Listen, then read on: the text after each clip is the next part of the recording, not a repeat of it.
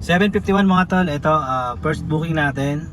So bali 475 sa akin mga tol. 1.5 kilometer na po yung pick up niya. Papunta ng saan ba to? Mandaluyong mga tol. Yo mga tol, good morning sa inyo. Ito nga pala panibagong araw at panibagong biyahe. Syempre panibagong ipon tayo ngayon mga tol. Bali may pick up tayo ngayon dito sa saan ba to? Sa may C6 mga tol, dito sa Arenda, sa Taytay Rizal. Bali papunta ito ng Mandaluyong. Nga pala kanina may pasahero na ako eh. Kaso kinancel mga tol kasi hindi ako makaabante, nalobat yung sasakyan ko. Ang bira talaga. Buti na lang yung kapitbahay ko, pinahiram ako ng yung jump starter. So ito na, nakabiyahe na. At saka shoutout nga pala kay Ronald, yung jump starter niya pinahiram niya muna sa akin. Kasi nga baka magka-problema ulit yung battery ko kasi biglaan lang eh. Umaandar naman to nung nagpainit ako ng sasakyan. Yun nga lang nung bumalik ako para bumiyahe na dahil may pasahero na ako galing garahe. Ayaw na umandar. Pambira, buti na lang may jump starter yung kapitbahay ko at ito na nga pinahiram ako. So shoutout nga pala sa aking kapitbahay na si Ronald. 9 AM na mga tol at 15.1 km po na itakbo natin yung gas natin mga tol. Halos hindi pa rin nabawasan. So bali, ang sa akin dyan ay 475 at kapag din-wrap up natin kasama ang top up ay nasa 646. So syempre nagpapapalit pa yung pasahero natin. Ayun doon mga tol, nagpapapalit pa. So bali, antayin natin mga tol, magbayad 646 po. Okay mga tol, nagbayad na yung pasahero natin. Drop off na natin. Bali may pangalawa tayong pasahero mga tol, 178, cash pa din. So papunta ito ng BGC. Ito mga tol. Ayan. So naka-open yung strike natin mga tol. Sana makuha natin yung strike. So pangalawang biyahe mga tol, let's go. Okay mga tol, 9:30 na, ibababa na natin ating pangalawang passengers. 241 po ang binayad niya. I-drop up na natin. Okay. So ito, meron pa tayong 1 hour, mga 2 hours mga tol para makuha natin yung strike na 200 plus. So abang-abang tayo dito mga tol, andito tayo sa BGC. Ngayon dahil wala nang booking masyado, i-open na natin ang ating pinagbabawal na technique, ang Saber. Okay. Okay mga tol, yan. So yun, abang-abang tayo dito mga tol. Balitaan ko kayo mamaya. Yo mga tol, nandito ako ngayon sa Quezon City. Tingnan nyo mga tol. So bali, naka-prepared area tayo. Ito, posible dito tayo papasukan ng booking. Yan, tapos nandito ako ngayon sa ano ba to, sa Quezon City sa may Uncle John. Kumain muna ako mga tol.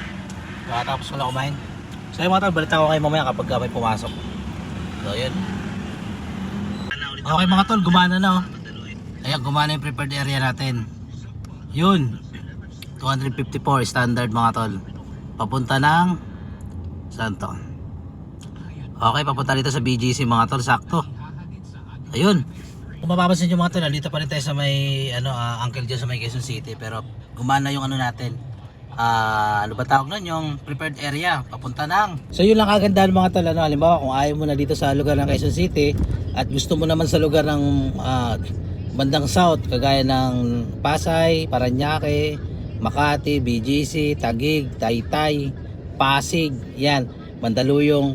Yan, kung gusto mo naman mag-set kayo ng prepared area. Napakalaking tulong ng prepared area na yan para hindi magamit o makonsumo yung inyong set destination. Para siyang alternative na set destination eh. May dalawa rin siya na pwedeng paggagamitan mga tol. So yun lang. Diba, kung naubusan ng set destination, gamitin nyo yung prepared area. Parang ganun. Meron din naman prepared area sa mga outside NCR, kagaya ng Rizal. So yun lang mga tol, pick upin na natin ang ating pasahero. Mamaya i-update ko kayo kung magkano na ang ating kinita. Saka syempre mamaya mag-set in na rin tayo pa uwi mga tol. Syempre behind mo peritory pa rin tayo. 1:28 mga tol, okay, nandito na tayo sa BGC. Eto mga tol, drop off na natin ang ating passenger galing Cubao. Eto. So yun, wala na yung prepared area mga tol. Ngayon magpe-prepared area na naman tayo. Ito, once you'll hit 4 hours on turbo, you'll get to set prepared area. Kailangan maka 4 hours ulit ako bago maka set ulit ng prepared area mga tol. Okay, let's go. Okay mga tol, pinasukan na tayo dito sa BGC. Ayun ang 308 papuntang Bacoor. Ayun mga tol. So let's go, punta na natin. Chinat ko yung pasahero ko mga tol, sabi ko I'm here. Yan, dito na ako sa, kasi dito bawal ang waiting dito mga tol eh. Pwede ako dito tigitan. Yan, kailangan mabilisan lang mga tol 211 mga tol at 89.4 km na itakbo natin. Eto, nandito na tayo sa Cavite, Bacoor. So ito mga tol, meron siyang toll na 84 pesos at ang kanyang bill ay 412 pero ginawa niyang 450. So ang sinukli ko sa kanya ay 550. So yun, meron tayong tip mga tol. So ito, i-confirm na natin. Cool. Oh, mambira. Ang kulit no? Nagdalawa So bali mga tol, pinatay ko muna yung apps ko kasi pupunta ako ng Toyota Bacoor. Bali mga tol, pupunta muna pala ako ng Toyota Bacoor kasi meron akong kukunin mga papeles doon na kailangan pilapan. Pilapan kasi meron kasi akong partnership na kukuha kami ng sasakyan. Partnership kami nun. So hati-hati. So yun lang ang gulo-gulo ng buko mga tol. Pambihira talaga. Subliruan natin to para hindi magulo pagdating natin doon. So yun.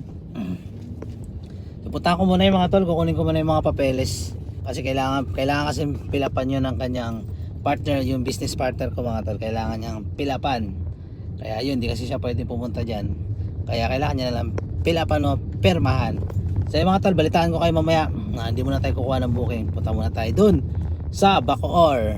Okay mga tol, nandito ako ngayon sa Toyota Bacoor. Ay mga tol, Toyota Bacoor, may kukunin na ako papel. Okay. 312 mga tol, kakatapos lang natin nakuha yung dokumento mga tol. Ito kukunin kasi natin Avanza mga tol. Ayun Avanza mga tol. Ayan. So bali nag-set din na tayo pa uwi mga tol. Nandito tayo sa Bacoor. So bali gagapang-gapang na ako. Ayan, gapang na mga tol. Tayo na nga mga tol, gagapang na tayo pa uwi. Nakaset din tayo ng SM Mega Mall. Naka-open ang ating saver. Tingnan natin yung saver natin Tingnan natin kung okay, naka-open mga tol. So pwede na tayo pasukan doon. Pwede tayo pasukan ng Makati, BGC, Airport. Basta doon mga tol. So ayan, may kinuha lang kasi tayong dokumento dito sa sa Bacoor para bukas i-release na yung ating unit na Avanza kulay red. So ayan. So ayun lang mga tol. Balitaan ko kayo mamaya kapag may pumasok na booking pauwi. Siyempre pagdating sa SM Mega Mall, magsisete ulit tayo ng rekta na pauwi sa bahay mga tol. So ayun lang mga tol, balitaan ko kayo mamaya. God bless. Ayun na nga mga tol, kaagapan ko nakarating na ako ng Paranaque, yung Bacoor mga tol. Ang layo ko dito banda yun Yan dito banda. Layo na nilakbay ko, nasa mga sabihin na natin mga 10 km na. Wala pa rin pumapasok sa akin set. At pinalitan ko na yung set ko, ginawa ko ng Tanay Rizal mga tol para rekta na pauwi. So tingnan natin yung income natin ngayon. Okay pa rin, naka 2,000 pa rin tayo mga tol. No problem pa rin. So ayan, balitaan ko kayo mamaya kapag may pumasok mga tol dito. Mga tol, nakarating na tayo ng airport. So bali nakakuha ako dito sa Terminal 1 mga tol Bay 6, C9, Grab Car, Terminal 1, Arrival. So ito mga tol, 663 sa akin papunta ng saan ba to? Sa ano mga tol? Sumulong. Antipolo na yata to, Marikina.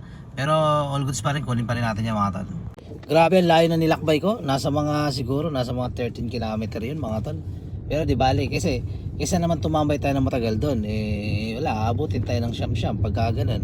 So yung mga tol, bagong pick up point ng Grab Car, Grab pick up point extension C9. So ito, andito na sa baba mga tol. Ayan. Okay. Tayo natin pasayro mga tol. Ang ganda na ng Terminal 1 Inile-renovate nila, ang ganda na. So ayun mga tol, balitaan ko kayo mamaya. Bawal na mag-cellphone dito Tingnan yung boat ng Grab mga tol, ang ganda Panis. Ganda mga tol. Ang hirap nito mga tol, i-message ko sa ayun ayaw ma-message, kailangan daw i-call. Call na lang natin mga tol. Ano ba to? Yung number Smart ba? Hindi ako smart Wait lang mga tol 6:02 na mga tol at eto na, naibaba na natin ating passenger. 663 sa akin. Pag drop off ay 797. So yung toll niyan, binayaran niya na lang ng cash after 2 hours mahigit mga tol. Pambira. Ngayon naubusan tayo ng set destination mga tol. Eto tingnan natin ayan 2 of 2 na tayo na use. Ngayon gagamitin na lang natin yung prepared area mga tol. Itong prepared area na to ay para din tong set destination. So ngayon iyan natin yung Rizal mga tol. Rizal Taytayan mga tol. Hanap tayo dito na Angono. May Angono ba rito? Tingnan natin Angono. Tingin tayo dito ng Angono mga tol. Pag wala ay yun lang. Tas Kainta. Yun, pwede na yun Kainta. Ayan. Antipolo. Oh, Taytay. Angono. Sana makakuha tayo ng Angono. Walang Angono. Wala. Taytay lang tayo mga tol. Di nakukuha ng kainta. Wala na oh. Yun. Wala talagang Angono. Okay na yan. Taytay. Confirm yun. Ayun ang Taytay oh. Parang set destination din ano. Naubusan ako ng set destination kaya ginamit ko yung prepared area mga tol. Grabe, 2 oras. At ayun na nga mga tol, pauwi na tayo. Inabot tayo ng gagabihin tayo na ito, pambira. Dapat mga alas 5 pa lang, nasa bahay na tayo eh. Grabe yung ano, yung di ba nasa Bacoor ako kanina, galing ako sa Toyota. Tapos gumapang ako mula Bacoor sa may Toyota papuntang terminal. Terminal 1 ako nakakuha ng pasahero mga tol. Pambira. Tapos mula Terminal 1 papunta naman dito sa may Marikina, eh inabot ng mahigit 2 oras. Tapos ngayon naman, tapos nakakalungkot na, naubusan ako ng set destination eh. Di ba ang set destination 2 hours lang? Lagas yun mga tol. Buti na lang merong ano, prepared area. Kasi kung wala nun, naku, mahirapan ako nito makakuha ng booking pa uwi mga tol. Dadami ang cancel ko nito kapag pipili ako ng pauwi talaga. Random yan mga tol kapag wala kang set destination eh. Salamat na lang dahil mayroong prepared area. At syempre, salamat dahil mayroong turbo mga tol. So ayun lang mga tol, balitaan ko kayo mamaya kung may papasok ba sa prepared area natin papuntang Taytay. Taytay lang ang pinili ko. Hindi na ako kukuha ng kainta, hindi na kahit ano. Taytay lang. Okay mga tol, gumana oh. Gumana yung ano natin, yung prepared area mga tol. Bali 223 sa akin. Saber papunta ng okay, SM Taytay mga tol. Let's go! Yun mga tol, pambira, gumana yung ano natin, yung prepared area. Talagang binigay ni Papa J yung talagang hilig ko, no? Hilig ko talaga umuwi mga tol. Ginabi na nga ako eh. Dapat nga alas 5 nasa bahay na ako, kaya alas 6 eh. Nagtyagaan pa rin natin traffic na yun. At least uwi tayo may pasahero. Kaysa naman umuwi tayo walang pasahero, masakit sa damdamin yun. Magsusunog ka ng gas. Lalong lalo na napakamahal ng gasolina ngayon mga tol. So yun lang kagandahan mga tol, na yung prepared area na yan, yun yung pinaka backup natin ano, pang uwi kung sakali na maubusan tayo ng set destination. So yun lang mga tol, pauwi na tayo at babalitaan ko kayo mamaya pag nag drop off na tong pasahero ko ngayong bago kung magkano na nga ba ang ating kinita. So yun lang mga tol, maraming salamat. Let's go. 7:12 na mga tol at ito mga tol, nandito na tayo sa SM Taytay. Okay. So bali bababa na natin ating pasahero mga tol. 279 po ang kanyang binayaran. At syempre nagpatay na tayo ng apps at tingnan natin kung ilang oras tayo bumiyahe. 9 hours mga tol, 9 hours and 47 minutes. So bali ang inita natin ay nasa 3,071 mga tol. Ayan o. Tapos meron tayong incentive na 84 pesos. At ayun ako mga tol, pauwi na tayo. Bali 9 hours tayo na pumapasada dito sa Grab. Bali ang kinita natin ay 3,074 mga tol. Hindi na rin lugi ano. Yun nga lang, medyo malayo yung nilakbay natin kanina. Nasa mga 10 km rin mga tol mula Bacoor hanggang airport. No choice tayo, hindi kasi tayo po pwedeng ano eh. Hindi kasi ako po pwedeng tumambay na matagal doon. Kailangan ko na talagang gumapang. Opo, lalo na kapag kalanganing oras. Maliban na lang kung maaga pa. Kung maaga pa po pwede akong tumambay doon. Pero ganung oras, alas 3, mag-alas 4, hindi na. Talagang aabutan na talaga ako ng siyam-siyam doon. Baka makauwi ako noon, baka mga alas 10 na, alas 11, ganun mga tol. So ayun lang mga tol, maraming salamat sa pagsama sa akin ngayong araw na to, ano? Araw ng Miyerkules. Naway supportan nyo pa rin ako sa mga ina-upload ko, sa mga inspiring dyan na gustong mag-grab. Supportan nyo na ako at panoorin nyo lang yung mga video ko para naman magkaroon po kayo ng idea kung ano yung mga nangyayari dito sa apps. At syempre, makikita nyo yung sitwasyon kung talagang karapat dapat ba na gawing regular na hanap buhay itong pagiging Grab driver mga tol. So yun lang, maraming salamat sa inyo at thanks for watching at ingat kayo lahat.